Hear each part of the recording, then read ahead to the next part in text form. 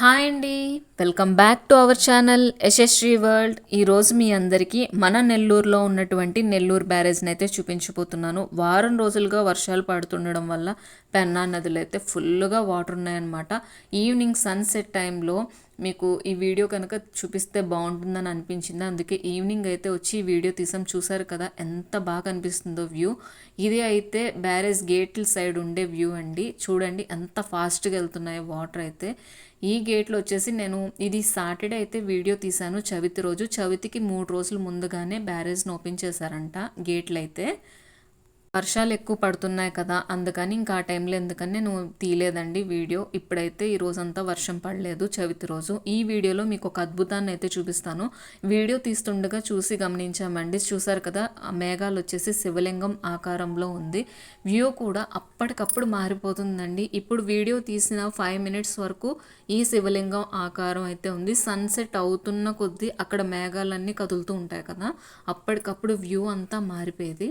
చూసారు కదా శివలింగం అయితే, చూసారు కదా, ఇదిగోండి ఇప్పుడు కూడా కనిపిస్తుంది. నాకైతే చాలా హ్యాపీగా అనిపించింది. కార్తీక మాసంలో ఇలా కనిపించడం అయితే చాలా బాగా అనిపించింది. ఈ వ్యూ వచ్చేసి గేట్లకి ఇటువైపు వ్యూ అండి.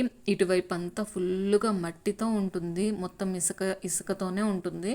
అసలు ఆ పెన్నా నదిలో వాటర్ ఉండడం ఎప్పుడు చూడలేదండి. ఈ బ్యారేజ్ 2022లో కట్టారు.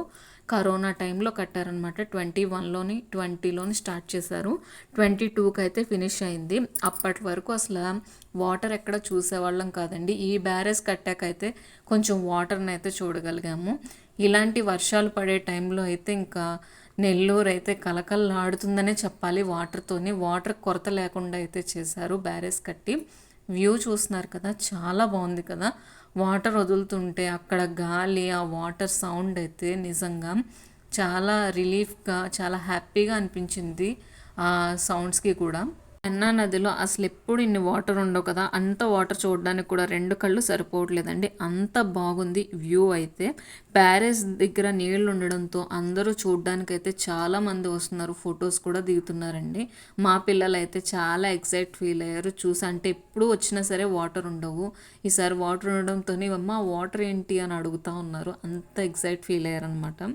ఈ బ్యారేజ్ దగ్గరికి నీళ్ళు అయితే సోమశీల నుంచి వస్తాయండి, సోమశీల డ్యామ్ నుంచి వస్తాయి. అక్కడ నీళ్ళు అయితే చాలా ఎక్కువ ఉన్నాయంట, అసలు కంట్రోల్ లేదంట.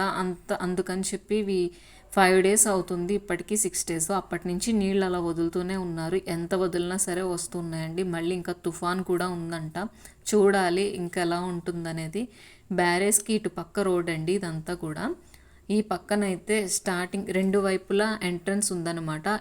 ఇందాక వచ్చింది మీకు ఎంట్రన్స్ అది.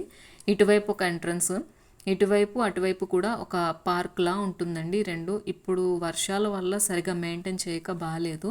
స్టార్టింగ్లో ఇలా వైఎస్ఆర్ గారి విగ్రహం ఉంది చూసారా, చాలా బాగుంటుందండి విగ్రహం అయితే. ఈ పక్క వచ్చేసి కలసం ఉంటుంది, స్టాట్యూ.